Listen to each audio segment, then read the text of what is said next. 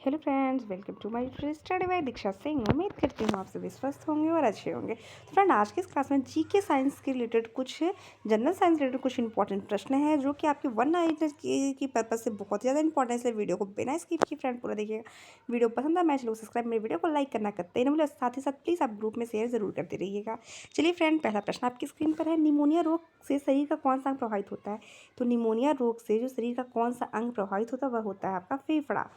Next प्रश्न की तरफ पढ़ते हैं फ्रेंड। नेक्स्ट प्रश्न आपकी स्क्रीन पर है। हैजा रोग से कौन सा अंग प्रभावित होता है? तो हैजा रोग से प्रभावित अंग की अगर बात करें तो वह होती है आंत। तो निमोनिया रोग किससे संबंधित है? तो निमोनिया का संबंध आपके फेफड़ा से है। और हैजा रोग की अगर बात करें तो उसका संबंध आपकी आंत से है। नेक्स्ट प्रश्न की बात करें फ्रेंड। नेक्स्ट प्रश्न आपकी स्क्रीन पर है। समुद्री दूरियों को किसमें मापा जाता है? तो समुद्री दूरियों को मापने की अगर बात करें तो है आपका नॉटिकल मील। नॉटिकल मील। नेक्स्ट प्रश्न की बात करें फ्रेंड। नेक्स्ट प्रश्न आपकी स्क्रीन पर है। किसी वस्तु के द्रव्यमान और वेग के गुणनफल को क्या कहते हैं? तो किसी वस्तु के द्रव्यमान और वेग के गुणनफल को क्या कहते हैं? संवेग। द्रव्यमान और वेग के गुणनफल को याद रखिएगा। किसी वस्तु के द्रव्यमान और वेग के गुणनफल को क्या कहते हैं? वह होता है आपका संवेग। अगले प्रश्न की तरफ बढ़ते फ्रेंड। अगला प्रश्न आपकी स्क्रीन पर है। डायनेमो यांत्रिक ऊर्जा का रूपांतर किस रूप में करता है? डायनेमो यांत्रिक ऊर्जा का रूपांतर जो होता है वह विद्युत ऊर्जा में करता है। नेक्स्ट प्रश्न आपकी स्क्रीन पर है फ्रेंड। किसी ग्रह के चारों ओर परिक्रमा करने वाले पिंड को उस ग्रह का क्या कहा जाता है?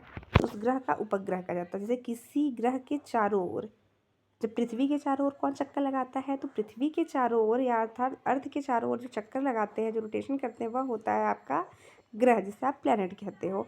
तो अगर आपसे ये पूछे ग्रहों के चारों ओर परिक्रमा लगाने वाले पिंड को क्या कहा जाता है, तो वह होता है आपका उपग्रह, जिसे आप सैटेलाइट जानते हो इंग्लिश में।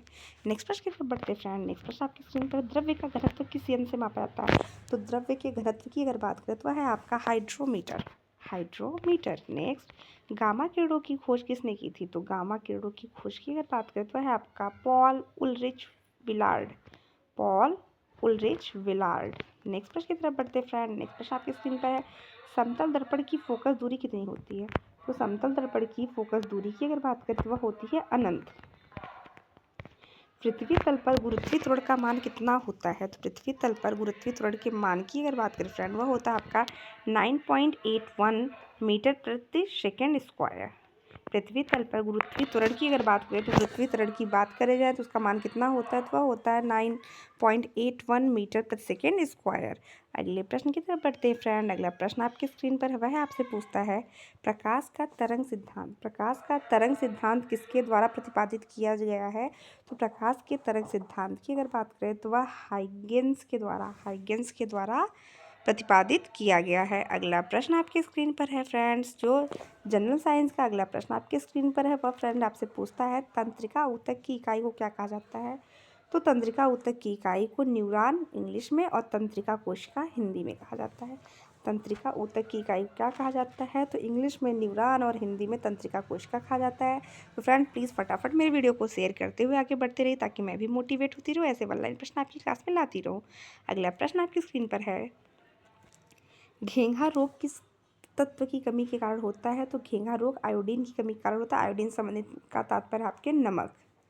आयोडीन का तात्पर्य है आपके नमक से। घेंघा रोग किस तत्व की कमी के कारण होता है? तो वह है आपका ऑप्शन आयोडीन। और ये कहाँ पे होता है? तो ये आपके गले में होता है। नेक्स्ट प्रश्न की तरफ बढ़ते हैं फ्रेंड। नेक्स्ट प्रश्न आपकी स्क्रीन पर। पारा कितने ताप पर जम जाता है?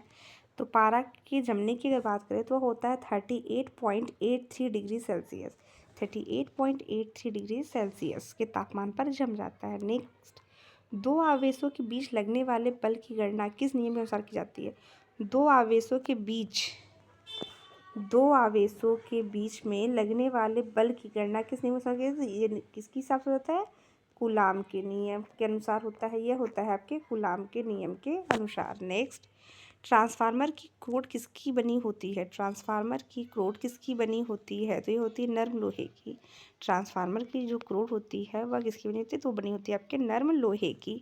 नेक्स्ट, विद्युत हीटर का तार किसका बना होता है? तो विद्युत हीटर के तार की अगर बात करें तो बना होता है आपके नाइक्रोम का। नेक्स्ट आपकी स्क्रीन पर फ्रेंड, विद्युत बल्ब का तंतु किसका बना होता है? तो विद्युत बल्ब के तंतु की अगर बात करें तो वह होता है आपका टंगस्टन। वो आपका बना होता है टंगस्टन का। नेक्स्ट, ट्रांसफार्मर किस प्रकार की धारा के लिए उपयुक्त होता है? तो ट्रांसफार्मर आपके प्रत्यावर्ती धारा के लिए उत्पन्न होता है।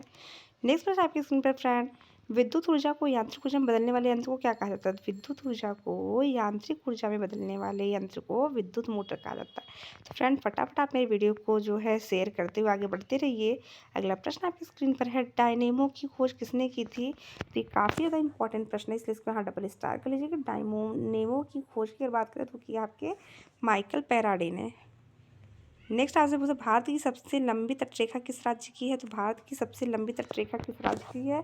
तो वह है आपकी गुजरात की। और सबसे छोटी अगर पूछे तो बताइएगा आप सभी, गोवा। समुद्र तट की सबसे लंबी रेखा की अगर बात हो तो वो गुजरात है, और सबसे कम की बात हो तो वह है गोवा। तो फ्रेंड आज इतना मिलते हैं नेक्स्ट टाइम, तब तक के लिए धन्यवाद।